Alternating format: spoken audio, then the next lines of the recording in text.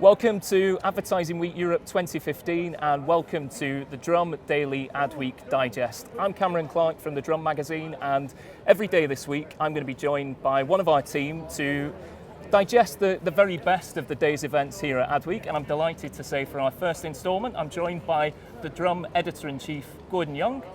Gordon, what stood out for you today? What have you picked up on here at Ad Week? Well, it's actually been a really interesting day here at Ad Week, and one of the things that makes it really interesting is a lot of the big topics haven't really been about advertising at all. The Drum's always been on a bit of a mission of late to demonstrate how marketing is no longer a niche, how it affects the world in general, and I think Ad Week has really demonstrated that today. For example, I was at a really good session. In fact, I was on the panel myself, so I would say that, wouldn't I? From Dennis Publishing, and they were talking about the absolutely remarkable story of how Felix Dennis has left his entire fortune. He died just last year, but he's left his entire fortune to growing a forest in England. So he's going to, effectively, it means the shareholders of Dennis Publishing are now trees. So it's one of those really remarkable stories.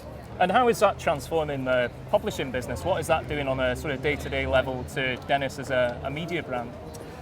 Well, to be honest, I don't think people really understand just the impact that's going to have, because ultimately Dennis was a very conventional business in many respects. It had a very unconventional boss, but it was run along very conventional lines.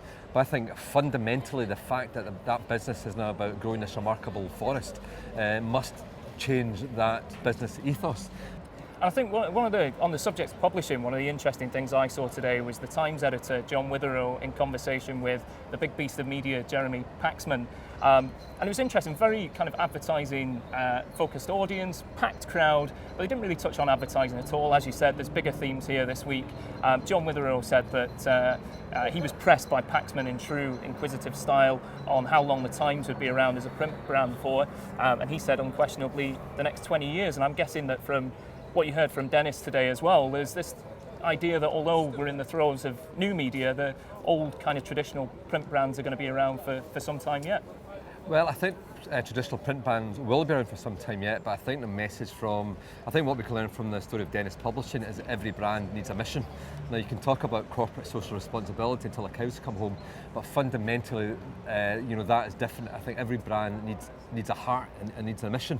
And I think to survive, whether you're online or offline or you're advertising only, whatever what you do, I think you need a mission.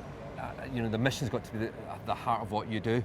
I don't actually agree. I don't think sort of print has a God-given right, because I don't think the channel itself is as important as what you're really trying to achieve.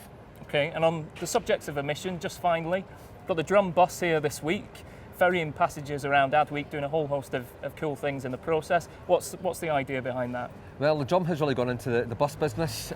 We've got a mobile venue out there. We've got various sort of balloon debates, and we're ferrying around people free of charge. But perhaps the most important element of this is there's free booze on board.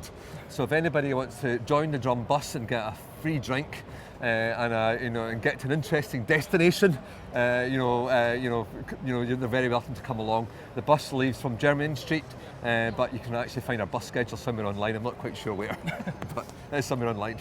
You can check out the Drum's bus schedule at thedrum.com and join us again there tomorrow when we'll be bringing you another daily digest here from Advertising Week Europe in London.